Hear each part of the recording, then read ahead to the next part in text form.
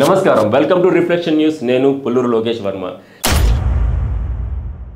జమ్మూ కాశ్మీర్లోని Bharatiya Janata party unit Shri Mata Vaishnodevi institute of medical ఎక్సలెన్స్లో అధిక సంఖ్యలో ముస్లిం విద్యార్థులు ఎంపిక కావడంపై అభ్యంతరం వ్యక్తం చేసింది. కొన్ని రోజులుగా చెలరేగుతున్న వివాదం రేయాసి జిల్లాలో నిరసనలు ఉధృతం కావడంతో మరింత ముదిరింది. హిందూ భక్తుల విరాళాలతో నడిచే ఈ సంస్థ వైష్ణోదేవి ఆలయ సాంస్కృతిక విలువలకు అనుగుణంగా ఉండాలని నిరసనకారులు డిమాండ్ చేస్తున్నారు. రాజకీయంగా ఈ వివాదాన్ని ముందుకు నడిపింది ప్రతిపక్ష నేత సునీల్ శర్మ నేతృత్వంలోని బీజేపీ బృందం. వారు శనివారం రోజున లెఫ్టినెంట్ గవర్నర్ మనోజ్ సిన్హాను కలిసి సంస్థలోని ప్రవేశ విధానాలను సమగ్రంగా సరిదిద్దే చర్యలు తీసుకోవాలని ఒక నివేదిక సమర్పించారు. ఈ వివాదానికి నాంది 2025-26 విద్యా సంవత్సరానికి సంబంధించిన మొదటి ఎంబీబీఎస్ సీట్లు కేటాయింపు జాబితా వెలువడడం వల్ల పడింది. 50 మంది ఎంపికైన విద్యార్థుల్లో 42 మంది ముస్లిమ్స్ అని తెలిసింది.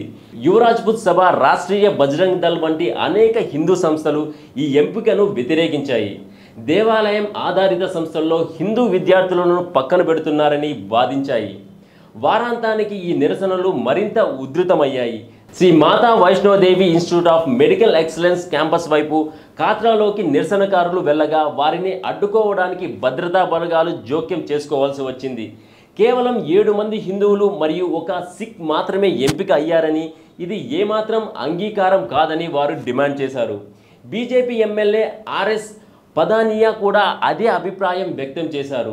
దేవాలయాల నిధులతో నడిచే సంస్థలు ఆలయ ఆధ్యాత్మిక సాంస్కృతిక విలువలను ప్రతిబింబించాలి అని భక్తులతో పెరుగుతున్న ఆందోళనను ప్రభుత్వం వెంటనే పరిష్కరించాల్సిన అవసరం ఉందని ఆయన పేర్కొన్నారు.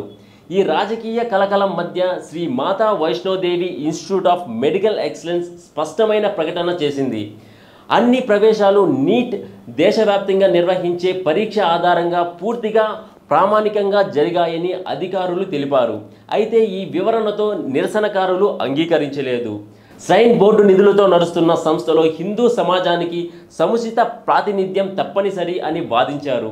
లెఫ్టినెంట్ గవర్నర్ మనోజ్ సిన్హా ప్రత్యక్షంగా జోక్యం చేసుకోకపోతే నిరసనకారులు మరింత ఉధృతమవుతారని హెచ్చరించారు.